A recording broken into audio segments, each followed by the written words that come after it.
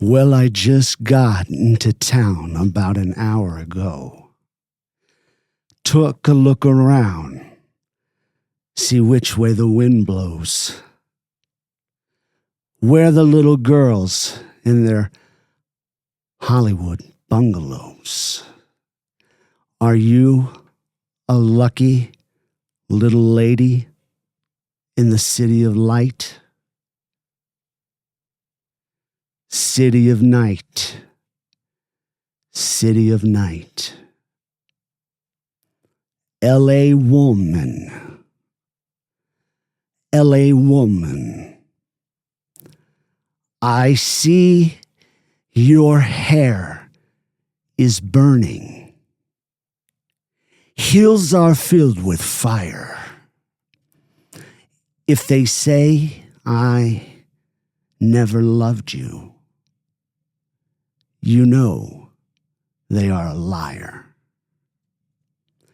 Driving down your freeways, midnight alleys roam.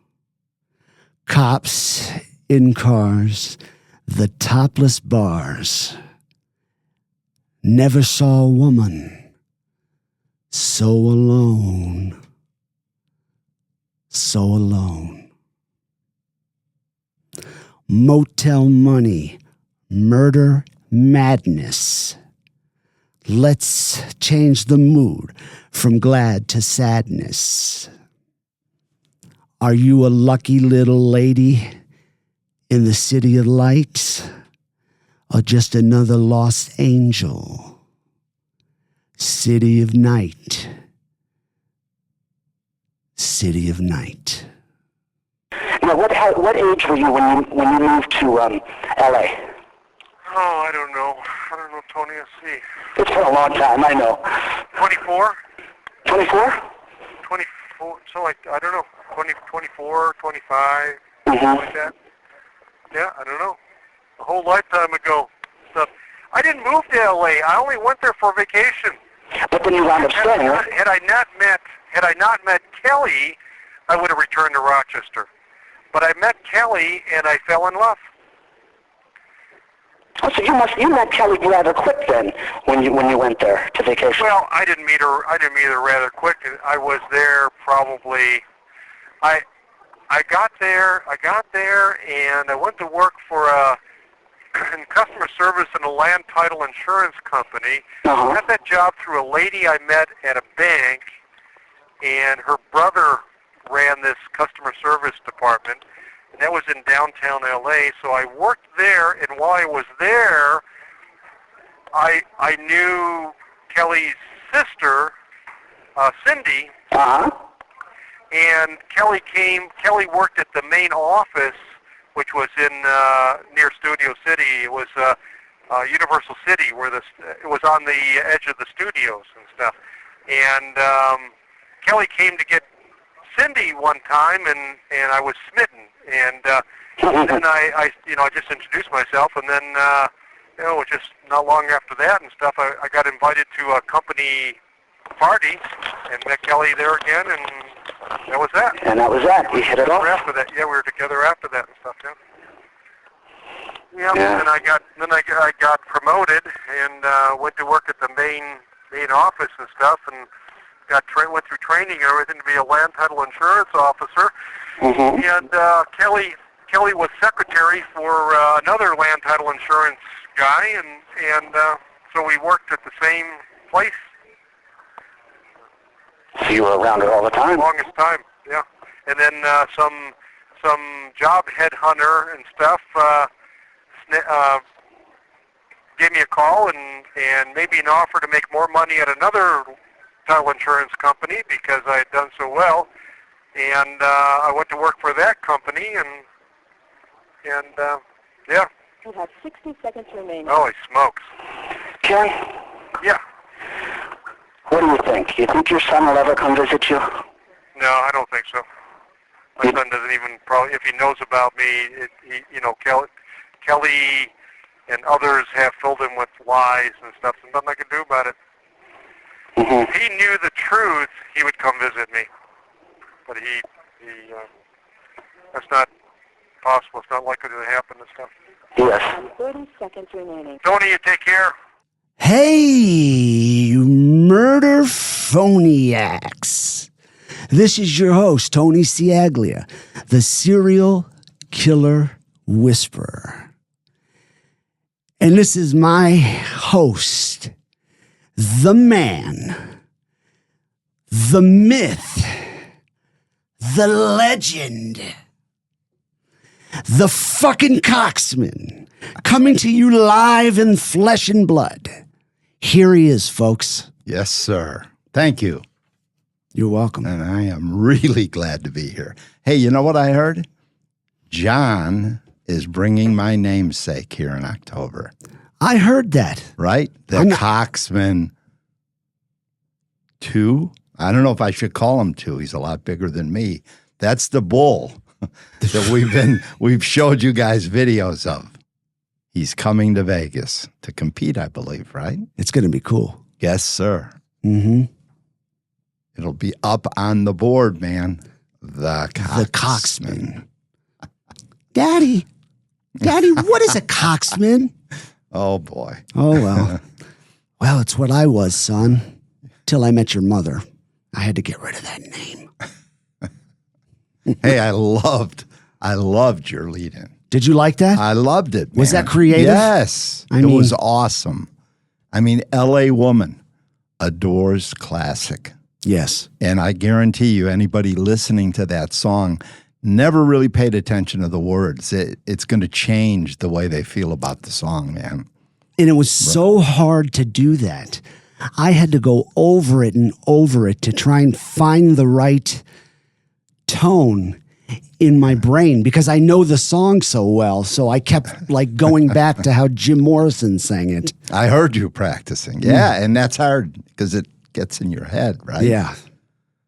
Anyway, I swear, like Tony, you read the lyrics, you would think it was written about Bianchi and Bono, right? Makes all the sense in the world.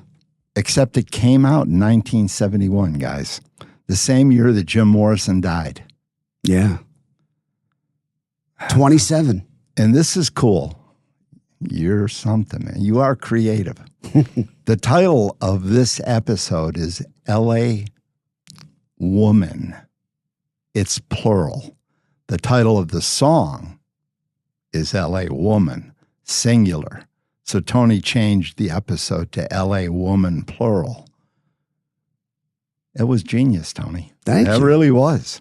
Thank you. Because these assholes slaughtered not 1, but 10 girls in a 4-month period. In L.A. In L.A. Mm-hmm.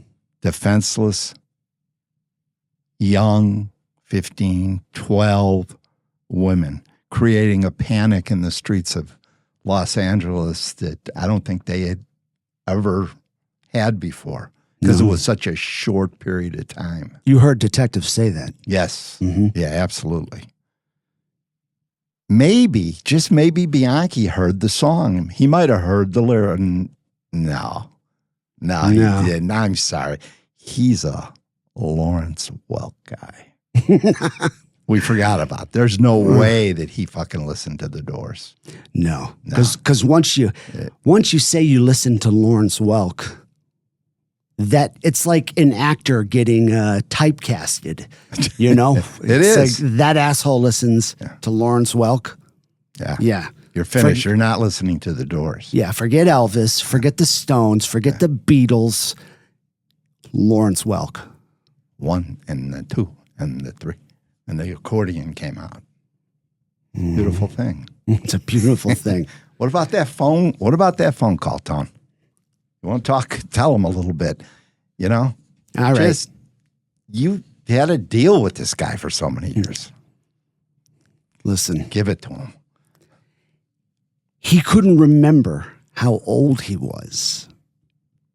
Give me a break. Right, Dad? Come on. Give me a break. Everything's a fucking ordeal with him. Oh, Tony, I don't know. It was a lifetime ago. Always the victim. He is always the victim. Yes. Psychopath. Total. Right? Yep. Oh my gosh. His narrative. Yeah, it's just, You know, he wants you to hear not what really happened, but what his narrative is, what he wants you to believe what happened. Now, he's been fucking doing that for 44 years. You know? You know the guy's in prison. They stay away from him, probably. Yeah, oh, they're probably just like, all right, Ken, all right, we know you're the Hillside Strangler. Yeah. All right? Enough of your bullshit. No. Your petty lies. No, I'm worried.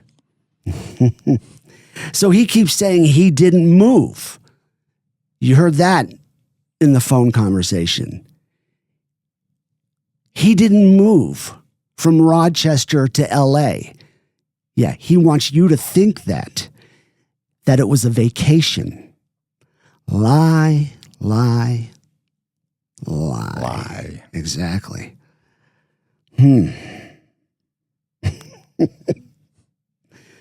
Well, how's that fucking working out for you, Ken? Right? Yeah. Looks like he moved permanently. Right? Yeah. Oh, no. Because he's in Walla Walla. Yeah, that's right. He's in Washington. Yeah. Yeah. So he met Kelly, guys. He met Kelly and fell in love. So he stayed. I believe the word he used was smitten. Now, the guy that loves to kill women and children, using the word smitten Hard to believe. to explain his feelings for a woman, we know that's not accurate. Poor Kelly, though, right? Oh, Yeah, she was beautiful. she was. She was beautiful. You know, she was beautiful, and she fell for a really bad guy. Now, this isn't like a bad guy like, Mom, I fell for this guy, and well, he's an alcoholic, or he's got a gambling problem. No, he's a fucking killer. That's what he is. That. And I'm sure there were signs. Oh, yeah. Right? Yeah. I mean, well, you just talking to the guy on the phone, you can poke holes in him. Yes. You know? Yeah, exactly. I love how the guy, I love this. I love how the guy, right, who was supposed to be working on Ken's team. Yeah, right? Whoa. Right out. Whoa. He was fucking Kelly's wet holes, right? He was fucking Kelly's holes the whole time in the beginning when Ken was sitting there in prison. You like that? Don't worry, I don't Ken. see that on here. You know, But you're right. He was, wasn't he? he was. But you're so, the way you describe it, it's so literal. Well, I'm very passionate. Yes, you are. And you just, you know. I'm sorry. It's classic. It's just classic thinking about that guy. Exactly. Who's doing that. Yeah, Ken. While Ken was. Rotting in jail. Yeah. You know, so it's like, Ken, don't worry, buddy. I'll take care of that. I'll take care of that. So he's supposedly working on Ken's team, right? Well, he was taking care of something, all right. So if you go to YouTube, you will see a picture of Kelly and Ken's son. Here it is. Poor I think I can kid. see it. Poor kid. I'm holding it up for the YouTubers. She's really a pretty girl. Right? And that's the little boy. Yeah, she must have been fucked up, though. I would say to go for that. But He's good. he's good, and a lot of people fell for his He's phoniness. good. And he is, you know what we said about psychopaths. They could, a guy like that can fool anybody. That's what they say. Yeah. Wow. So I asked Ken if his son will ever visit him. But Once again, he says that his son's head was filled with all the lies and all the bullshit that Kelly and others filled his mind with. If he knew the truth. The kid, you mean? Mm-hmm. Yeah. So then Ken said, if he knew the truth, he would come visit me. You know, Ken, if he knew the real truth about you, about what you did, you know, he'd probably want to put a bullet in Ken's head, just like all the detectives wanted to. Everybody except that guy that was working on your team. He didn't want to kill you because he was busy fucking your wife. So he wanted you alive so he could send pictures to you in prison of him drilling her. See, I like that's awesome. It's a great picture in my mind. Oh, it is. Ken's such an asshole. Oh, that would drive a guy like that crazy. It would. Yeah. If I were that guy, now this is where Tony Siaglia comes involved, right? Yeah. If I were that guy, I'd want to take it to a different level. I'd have Kelly go visit Ken with their son, and I'd tag along. Tony Siaglia, tagging along. In the visiting room, I'd be bouncing Ken's little boy up and down on my knee, telling Ken that I'm the fucking man of the house now. And, you know, and that would like get him thinking about like when he was the man of the house and Frances was his mom and his woman all wrapped up in one. Awesome. I like it. You like that, don't you? I love it. Yeah. All right. Let's hear a little more about Ken's move to L.A. Well, Beverly Hills is beautiful. Yeah. Oh, yeah. You. I used to have a key card, so I used to go to the Playboy Club, which was in Century City, which is just past Beverly Hills. You drive through Beverly Hills, and then you're in Century City before you get down to Santa Monica and stuff. And Century City's where's the studios there, and there's a lot of big office buildings there, and the Playboy used to have a club there and stuff, and it was pretty nice club. Oh, yeah? Yeah, I take friends there every once in a while because they had good meals and good, you know, they'd have stage acts, and they'd have Las Vegas style entertainment there, and it was pretty nice. Yeah. What were the apartments that you lived in with Kelly, or condominiums? No. No. No. Where did you live? You lived in L.A. She lived on Franklin Street. She lived in an apartment building that Janis Joplin used to live in and stuff when she was alive. And oh, were you ever there? Did you ever see her? Janis Joplin? Yeah. No. Janis Joplin was long gone. You know, long dead when I came to California. You know, she had been for many years. She had been. Oh, okay. No, I just knew that, you know, Kelly had just said that, you know, Janis Joplin used to live in this, you know, no, never lived in a condominium, nope. Where did you live when you lived in L.A.? L.A. Yeah, you lived in L.A. Yeah, lived with Kelly in Glendale and lived with Kelly in Hollywood for a moment until we moved. I moved back to, we both moved back to Glendale, and because the rent was really expensive and everything, couldn't afford it, and we moved back to Glendale, and then I was working a job in Glendale, and she came to Washington State, and as soon as I could afford it, I loaded the rest of her stuff in a trailer, and along with my stuff, and moved. Yeah, you went out there pretty quick then, right? Huh? You went out there pretty quick to be with her. Oh yeah, oh absolutely. Yeah. She had our son, you know. Yeah. I mean, it was all planned, you know, that I would, as soon as I had a chance and financially able to and stuff, that I would go and join her and everything. And so when I did, I bought a trailer and went over to her brother's house. Her brother lived in Glendale, just outside of Glendale, and picked up the rest of her stuff that she didn't take when she moved to Washington, and then took off. Yeah. Go be with her. Yeah. Okay, guys.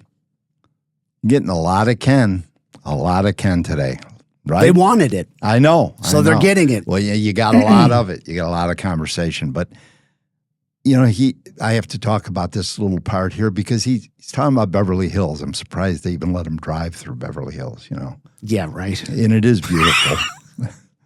But the Playboy Club jumped out at me when he was talking about the Playboy Club. I actually went to that Playboy Club back in the 70s. And Sure you did, didn't you? I did. Oh, yeah. I did. I bet you And did. if somebody asked me or if I was talking, like to Tony, I'd be talking about the girls. That's why people went there. And I don't want the feminists to get mad, but it's the truth. It's a different time. The outfits they had on were incredible, and he had incredibly beautiful women working for him. Hugh Hefner, asshole that he was. But anyway, you can tell that Ken, just by those few words that he said, he hates women. He has no respect for women. He didn't mention the woman once. Oh, I went there with some friends, and, their food was pretty good, actually, And I don't even know anybody that ever ate when they went there. But I had to talk I'd about be that. eating plenty if I went there. They were beautiful women. Uh-huh. And Ken never said a word because he was busy killing beautiful women. Piece of shit. And for sure he didn't live in a condominium, Tone. No, I didn't live in a condominium. And there's a reason. What the fuck was he doing or talking about? There's a reason why he says that. Because if he admits to living in that condominium, well, that's going to put him near the crimes. 2 of them. Right? Yeah. Yeah. I don't think he was in a condominium. You don't? Ever. And that's why I was so confused when he was talking to you. He just right away said, no condominium. No. You know how he does it. It's weird. It was all apartments, I believe. We'll have to check it out. Because that was just kind of off the, it was weird, off the cuff. The no. Right? I understand what you're saying, and 100%, I agree with you. He killed a girl that lived right next to him. But it was they were apartments. You asked them, what apartments or condominiums did you live in? Because you didn't know. You were just asking. Apartment. They were apartments. Not a whole lot of condominiums rent out too. But these particular things were apartments. Okay. But I agree with you, and I know exactly what you're talking about. You threw me a curveball there. I didn't mean to. I know. I'm sorry. I know. Okay. I still love you. Fired? Drink. Am I? No, you need to drink. I will. Okay. Oh, my gosh. By the way, you guys, it's 111 degrees out there today. Yeah, it's just So it's even hard for me to be sitting here. I didn't want to fucking leave the house. brutal, isn't it? You don't want to do anything No. when it's that hot. Scott's got it nice and cool in here. Thank you, Scott. I don't know how he does it. It's like hell out there. Mm-hmm. Right? Crazy. Oh, it's a dry heat. But weren't you surprised when he said that she lived in where Janis Joplin lived? Yeah, I was. That was interesting. I thought that was cool. Yeah. You know? Too bad Ken never saw her. Yeah. You know? He could say he did something cool in his life. Yeah. I don't think she would have wanted to see Ken. Now, here's one thing that jumped out at me. Tony asked him, where did he live? That's a pretty simple question. Where did you live when you were in California, Ken? He never mentioned Angelo Bono's house, and he never mentioned the apartment on Garfield. ever. Didn't say anything.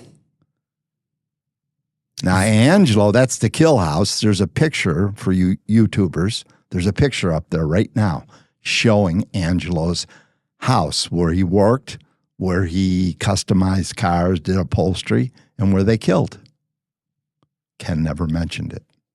Never said a word. Okay, well, that is what That's I what meant. you were talking about. Yes. But what I was talking about is I didn't get why he was so like the no on the condominium.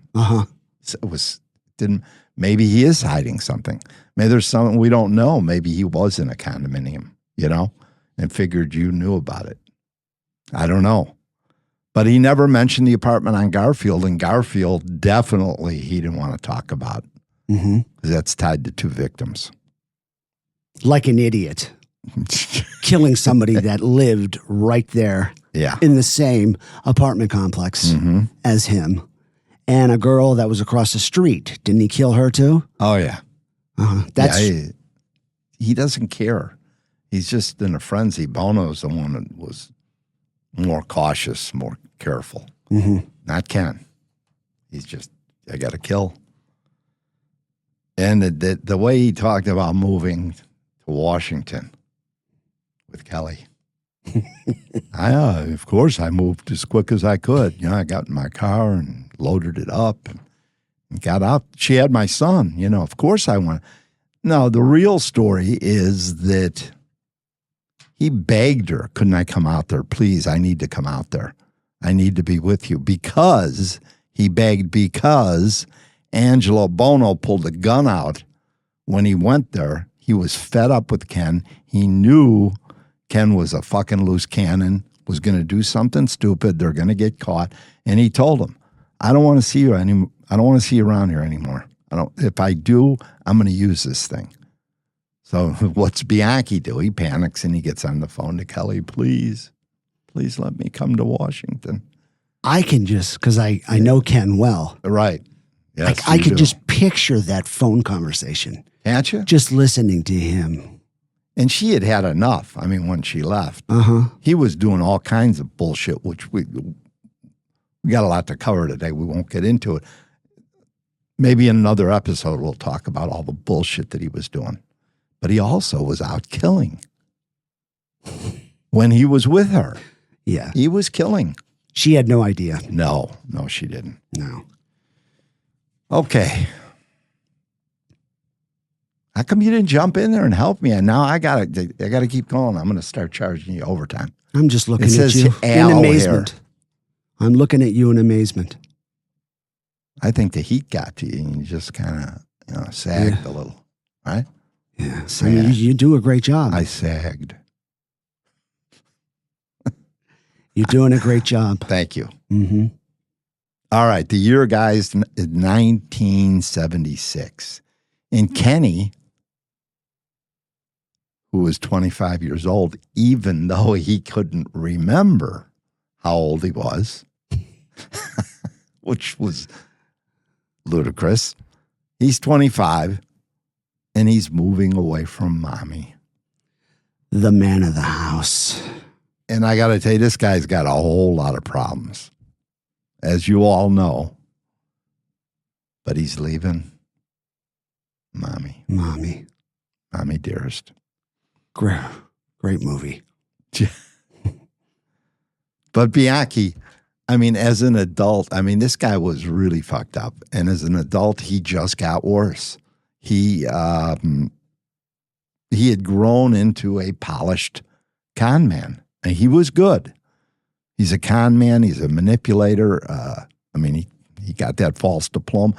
He was very, very good. If he would have used some of that intellect, he probably would have been a successful guy, but he's too fucked up. So now he's moving to L.A.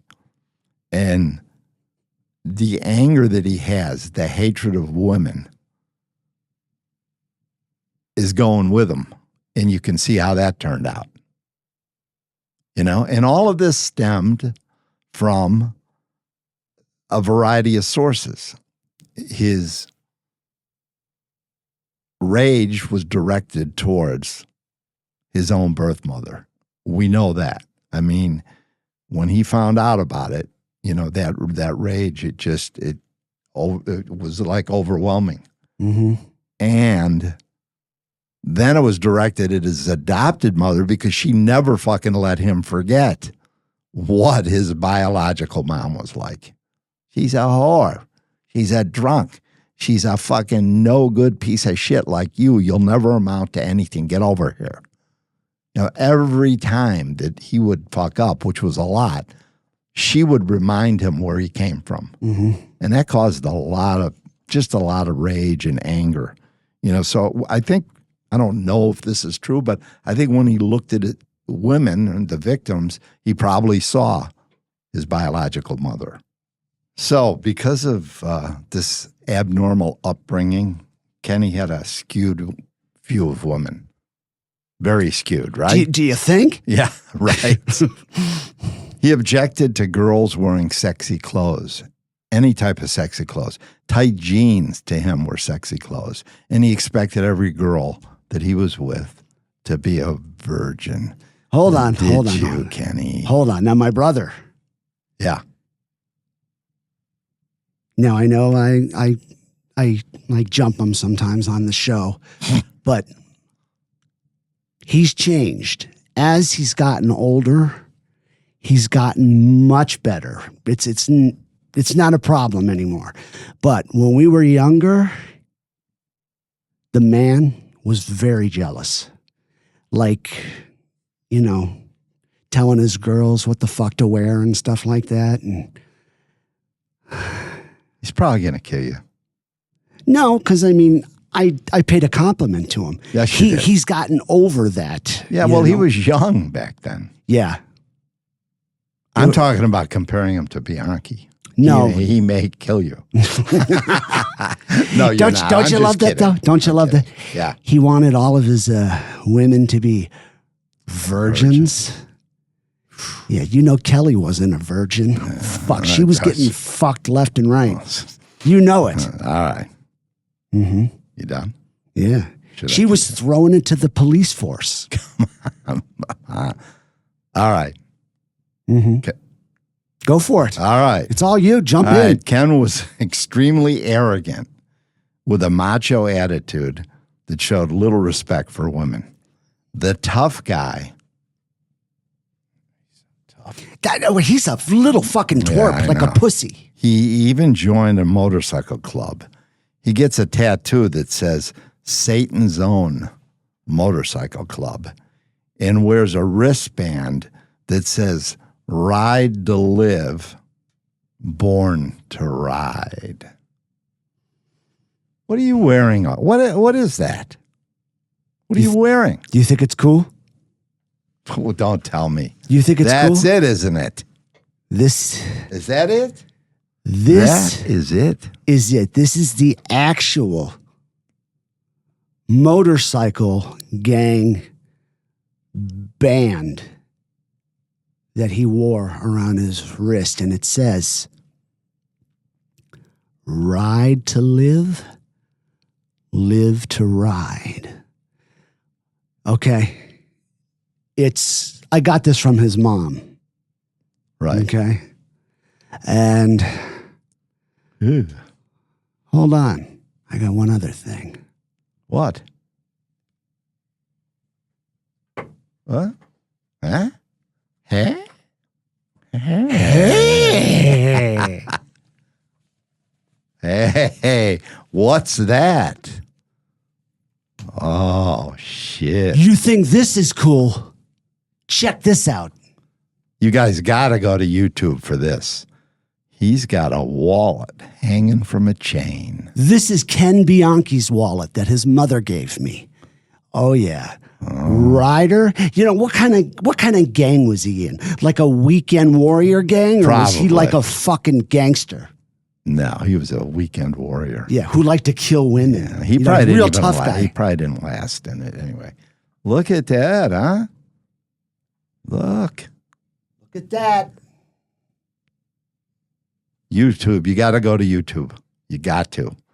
You want to take the thing off this, or there's The wristband could put it in the front, and they can really get a good view of I it. want to get this shit off of me because I was afraid when I put it on earlier that like I was going to morph into Ken Bianchi. I was going to get like a fucking little mustache up here. And you got the little cards that she sent. Yeah, Frances sent little cards that said what they were. Ken joined the motorcycle gang around 23, 24 years old. Douchebag. Ken's wallet. Douchebag. Don't lose those. Put them. Francis. All right. Now, before he leaves mommy, he applied with the sheriff's office. And of course, he's turned down. He's turned down. I don't know how many times he was turned down. Because if we can see through him. Oh, yeah. Can you imagine what the cops? I mean, they know. They know right away. Is this guy fucking serious? Yeah. We're going to give this guy a badge and a gun? So, Bianchi applies. Instead of becoming a sheriff, he becomes a security guard, right? And he had a little authority, and he was happy.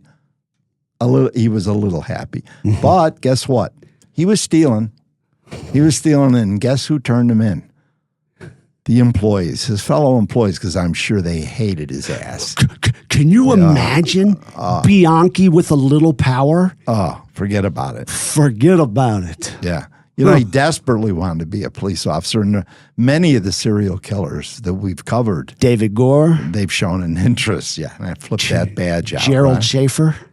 Well, those careers, it gives them power and authority. Yes. Right? Mm-hmm. Authority. Yeah. So he didn't make it. He didn't make it to the police force. So he cries to his mommy, and this leads him to moving to L.A. Dad, can you see? Respect my authority! Cartman. You got it. I remember. Yeah, South Park. South Park. So anyway, Frances, she goes, I'll call your cousin in L.A. and let's see what he's got. And you know what? Let Frances tell you all about that. Did you know anything about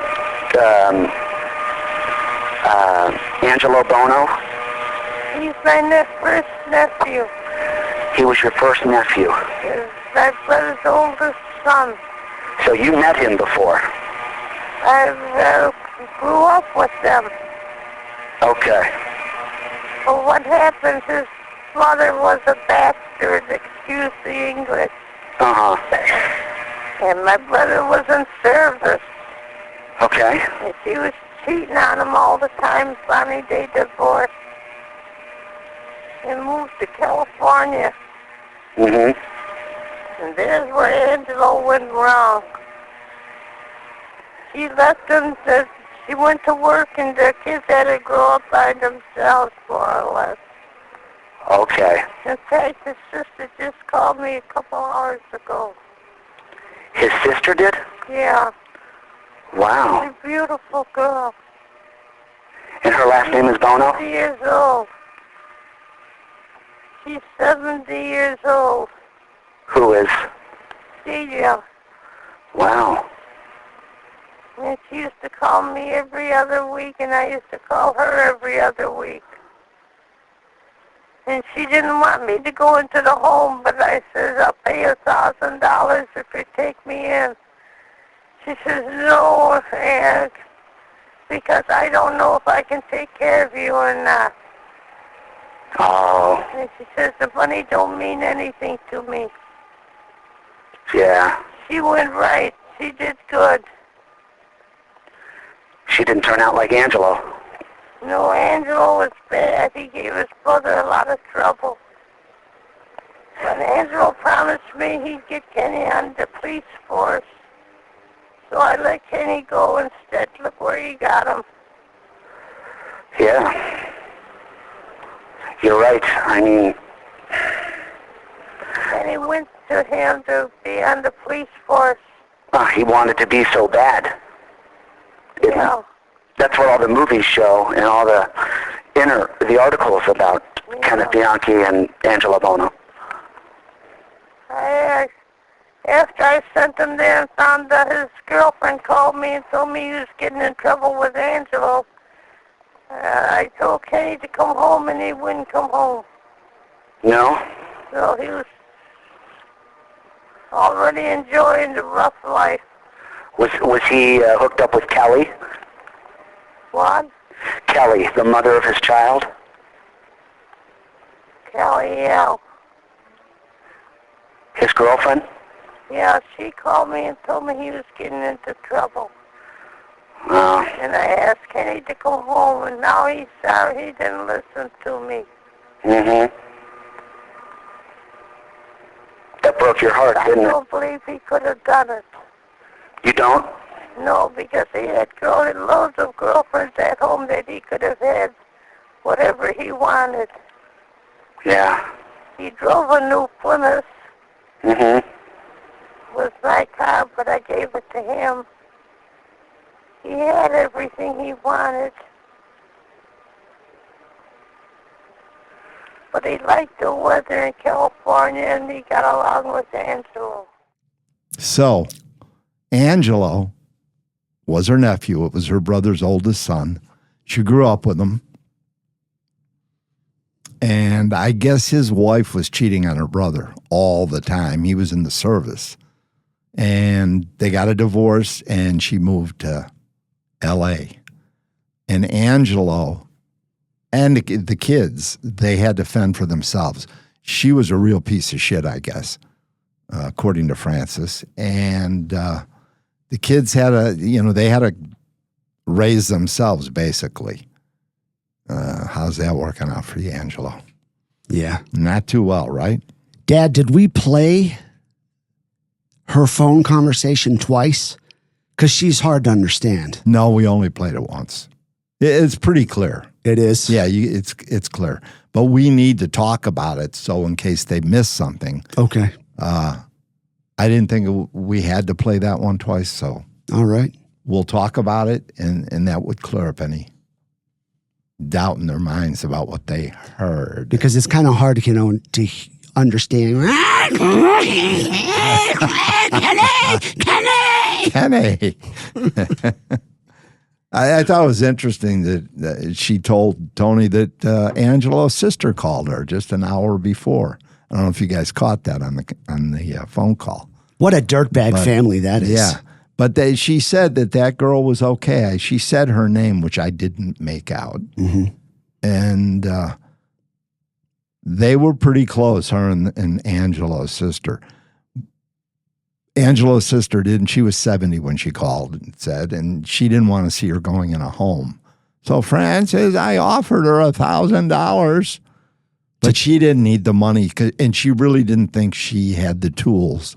She wasn't equipped. She wasn't equipped to take care of Mrs. Bianchi, just like Mrs. Bianchi wasn't equipped to take care of Ken, to handle Ken. 100%. As a child. 100% right. Boy, that was brilliant. You like Yeah, how I it just was. threw that in? That wasn't Yeah. in the fucking script. Yeah. That just came right off TC's fucking brain Yeah, right it's here. amazing. Amazing. The dome. So anyway, she turned the money down, and Frances said that she had done very well for herself. So she was probably one of the more solid people, know, in Angelo's family. And I'm sure she hated that. You know, though, Angelo was solid. If he wouldn't have killed, he had a real nice, steady business. Oh, yeah. Yes, he did good work. I mean, everything that you read about, he did good work. Great work. Yeah. But he's fucked up. Hey, just like that comedian we were watching. But. So what else happened on that phone call? Angelo made a promise, didn't he, Tone? Yes, he did. He promised Francis that he would get little Kenny. Send him out there. Send him out here. I'll take care of Ken. I'll get him on the police force. I got a lot of contacts. No problem. I swear. Just get that little fuck out here. I love looking at like pictures of Angelo Bono because he looks like a fucking like young Sylvester Stallone. Sorry, Sly. Oh my God. Yeah, but he kind of Stallone does. may come looking for you. But then the other pay, he looks like a reptile, lizard. lizard man. Different angles of his It's face. just horrible. Mm-hmm. Then Kelly called her. She said it on the phone call and told her, Ken's getting in trouble with Angelo. So Kelly knew. My. She knew, and she didn't know they were killing. I guarantee you that much. But she knew that Angelo and him were up to no good. He's out all the time. I mean, all night he came up with these crazy stories. Yeah. So she told Francis, and Francis said, come back. You need to come back. But she said Kenny loved the weather, and he really was getting along well with Angelo. Mm-hmm. Angelo taught him how to make the garrote, made him happy, right? Mm-hmm. Fucking. You know what, though? It's funny because he might say that, him and Angelo were getting along. Angelo fucking hated Kenny. Yeah, he did. He hated him. I know. How can you not hate Kenny? And I was waiting for her to burst out with when she said that I told him to come back to Rochester. He had all these girls back there, and he had a new Plymouth that I gave him that he could drive. He had everything he wanted, everything he needed. I was waiting for the spoiled rotten to come out. She didn't say it though, but it sure sounded that way. And now Kenny said to her, he wished he would have listened to her when you were talking to him, right? Yeah. When you were talking to her. Okay, but yeah, your vacation's over. Take over, buddy. I did better, though. I was jumping in and out, right? Oh, yeah. Exactly. I like it. Uh-huh. You do, don't you? I do. I like you. I love you, pal. I love you, bird. Hey. Okay. I drank. You drank. Yeah. I'm proud of you. I am. You're up. Okay. Well, you heard directly from Francis why Kenny didn't come back home.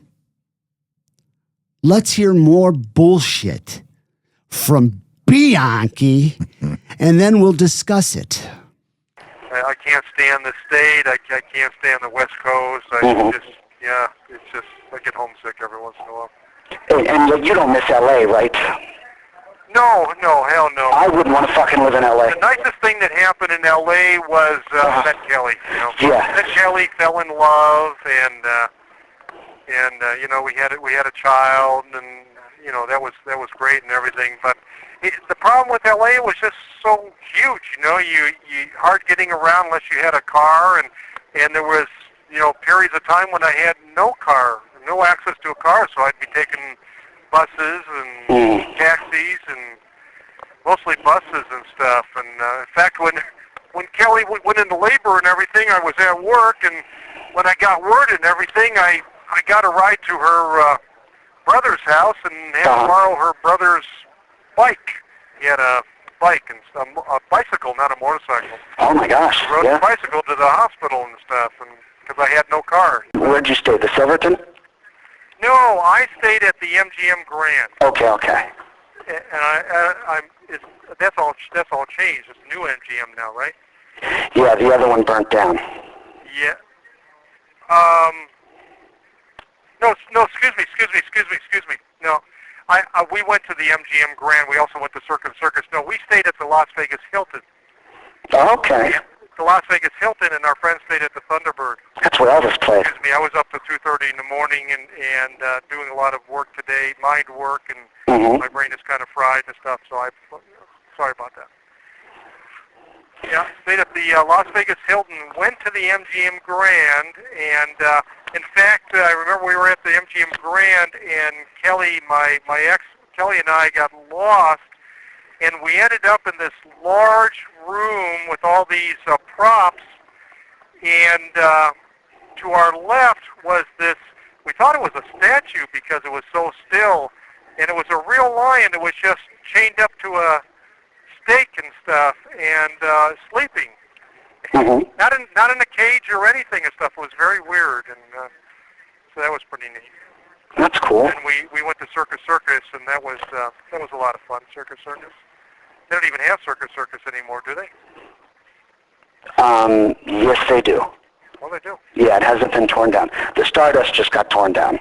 Yeah, boy. There was a lot of history there, my friend.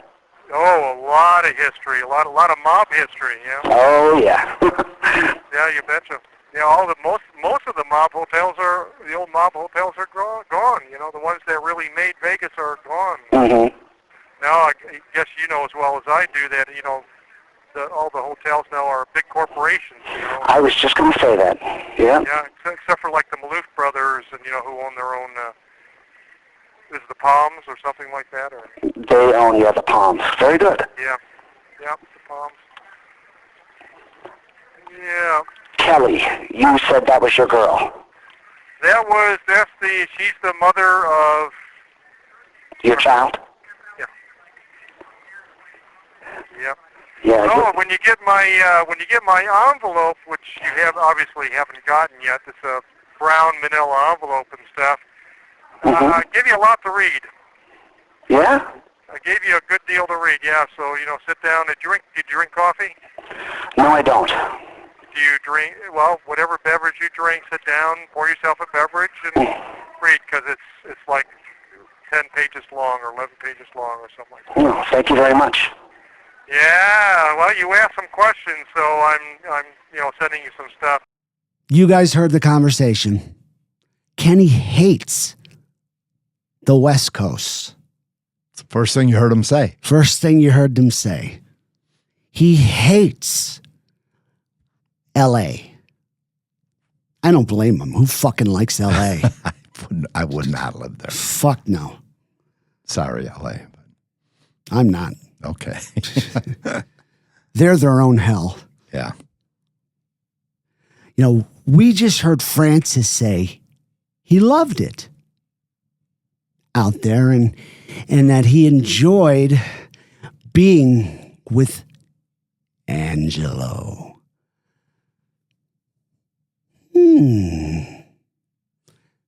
That was one of those moments where I had to do the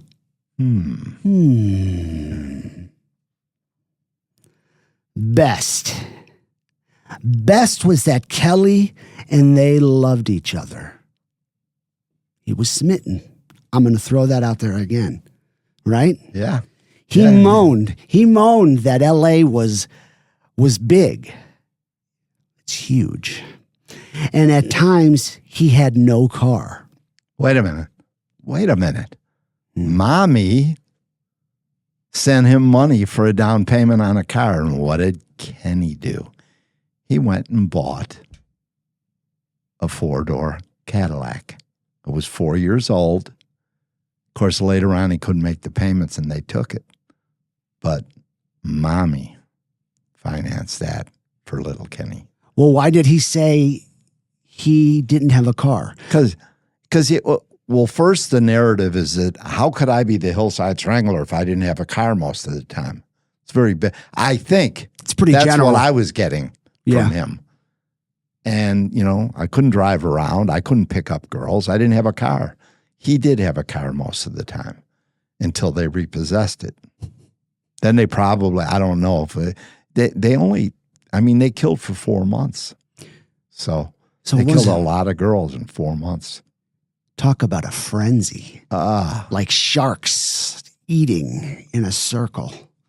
Right? Yeah. Like whale blubber. Mm-hmm. The great whites. Yeah. They come up and they grabbed it. They couldn't help themselves. But it was a big car, right? Yeah. Big enough to kidnap. Yes. Women. And for the women to think, these guys are of substance. Who are they? Oh, they got a big Cadillac. Yeah. Rather than thinking that they're just two fucking little scrawny serial killers. I was just going to say that. Were you? You know, Angelo Bono. Yeah. He was a fucking twerp. Yeah, skinny. Skinny little weasel. Yeah. Supposedly when Kelly, I love this, right? Yeah. Supposedly when Kelly went into labor, right? He took a bus ride to her brother's and borrowed her brother's bicycle. Who knows if this is true? Yeah, right? Because he Yes. tells so much bullshit. Yeah, I don't see that happening. Do you? I don't. It's almost like he's got the cape on. Here comes Super Ken. Fucking riding a bike, the cape's going. Exactly. Speaking Right? of cape, when Yes. it cools off a little bit, you're Yeah. going to be wearing it here. Am I? You need to. You think so? I know so. People have been asking, Yeah. where's the cape? Mm-hmm. Mm-hmm. All right. Uh-huh. Got to cool off, though. It does. All right. How about the Vegas description? You come on. You lived in Vegas back then. I did. You take this. I did. Take it and run with it. What did he say, though? He's so polite. When he was describing, come on, Tone. When he was describing that he stayed at the MGM, but he made the mistake when you said that you have the original MGM burn. And what did Ken say? Can you do it? Can I do it?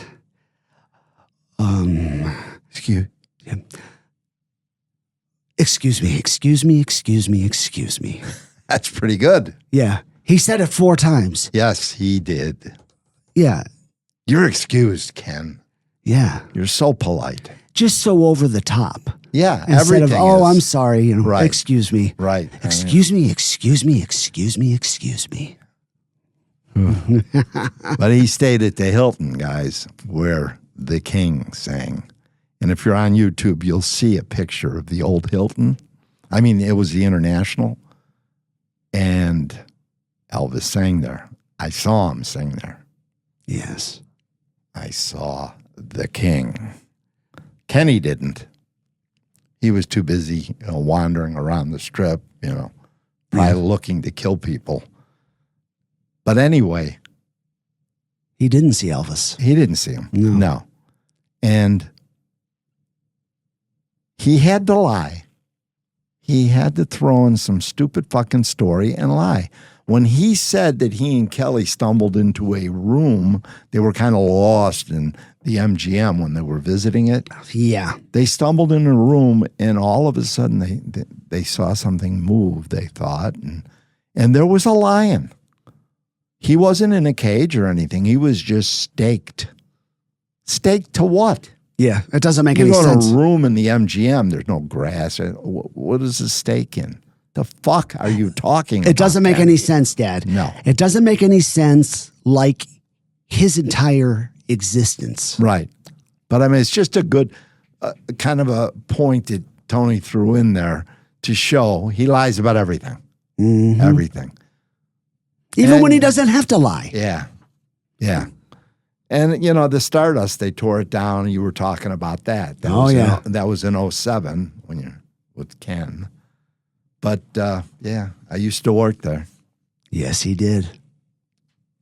I loved that hotel. You did? I really did, yeah. Yeah. It was, all the memories and stuff, because I'm old and people say, fucking progress. You need progress. I still think you need some history. And there was a lot of history there that they tore down. Let's like say that Las Vegas, Yeah.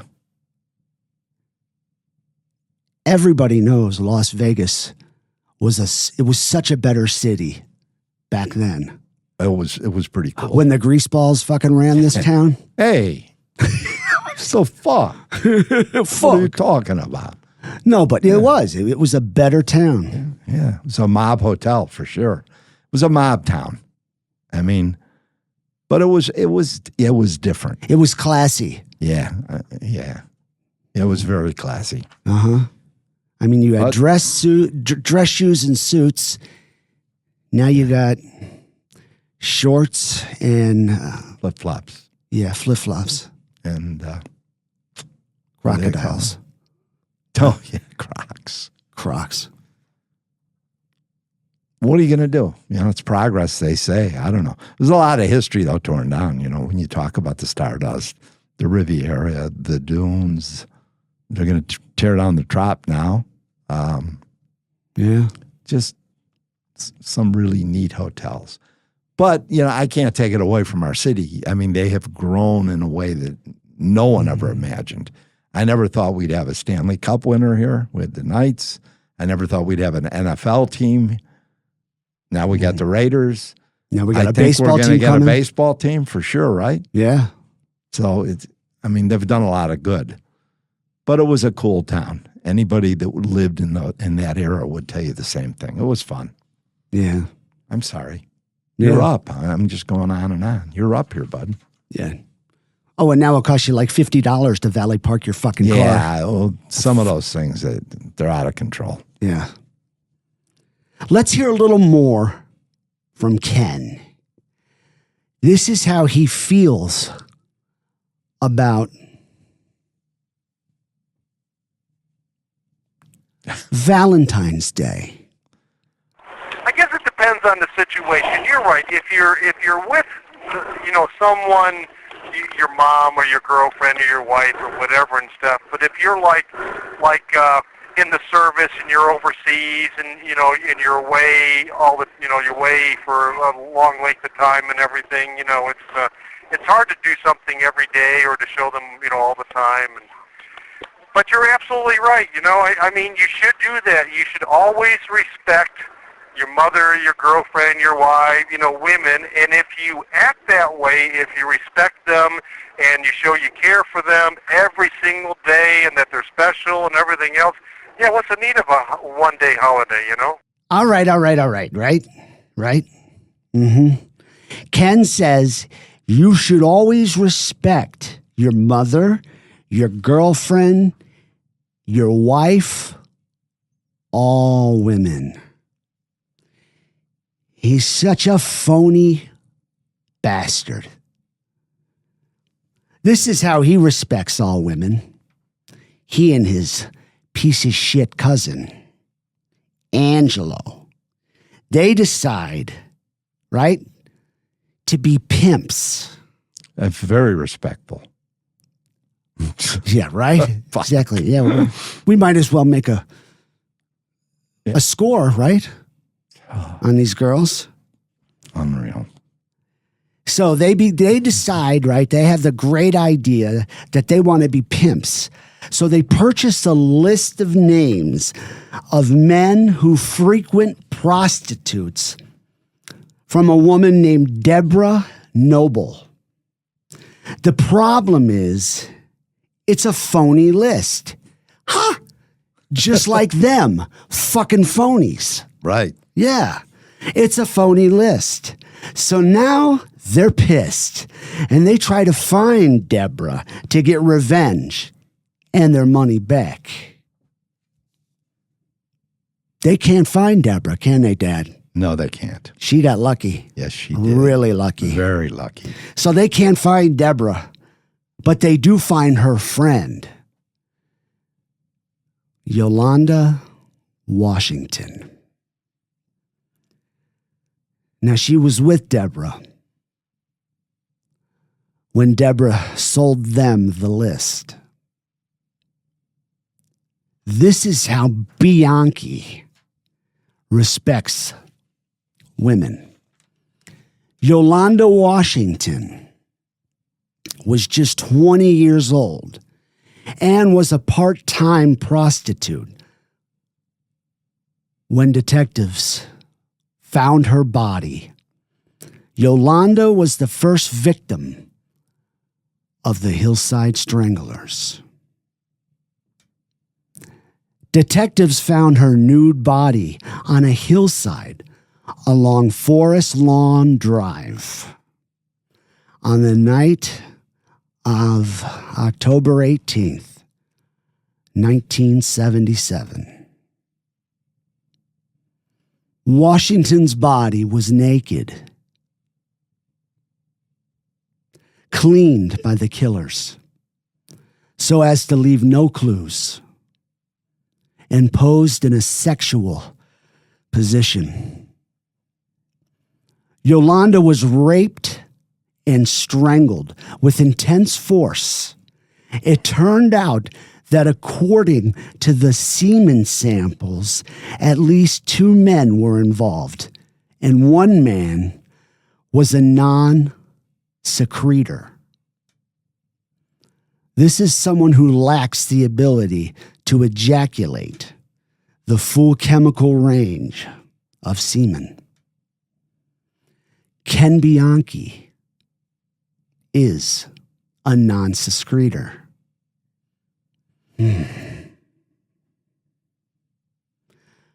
But to hear him talk, he respects all women, right?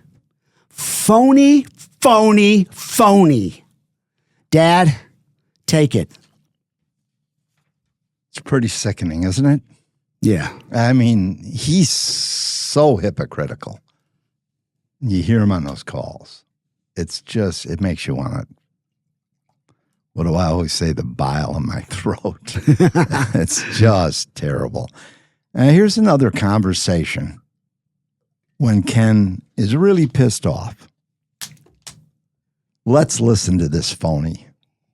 You're not going to believe this. What are you going to do for Christmas? We're staying here in town. Good. Smart. We usually go to Aruba, the island off of South America, Yes. for about... Yes, those no good SOBs that couldn't solve the Natalie Holloway case. No, they couldn't. And you know that new evidence came up, but they still couldn't fucking solve it. Well, and they said, now I don't know, I just got this off the news, but they said that it turns out the new evidence wasn't new evidence at all. It was just a different twist on the old evidence. The text messages? Pardon? I think it was text messages, right? On phones? Yeah, and they apparently had some kind of conversations before between these guys, and they tried to move on them, and that didn't work. And now, apparently, it's like a theme of the, you know, I'm telling you, it's really pathetic that these people can't solve that. That poor girl's that poor girl and her family are going through, they got no closure, you know. No, they don't, because they never found a body. Excuse me, but it pisses me off to know, absolutely pisses me off and stuff. Yeah, it's really hard on a family. It's one thing if you find a body, you could put closure to it eventually, but these people can't. We used to go to Aruba at Christmas. Yeah. Those were great times, weren't they? I love that island. I love it. Yeah, they were great. Of course, when you said we were staying home, good. Ken. Smart, good. very smart. Yeah, good, because, you know, he's never going to see Aruba. No. Again. No. Hey, Ken, you're never, ever going to see a steak again. Kenny, you're never going to be able to run your hands through a woman's long, silky hair again. And what did Ken have to say about Aruba? No, they're no good SOBs. They couldn't even solve the Natalie Holloway case. Right out of his mouth. Right away. They're no good SOBs. Right. Because they couldn't solve this case. And, and he went on. I mean... even though that's the safest island in the Caribbean. Yeah. Yeah, it is. Yeah. You know, he says it's pathetic that they can't solve it. Right? Yeah. He's pissed.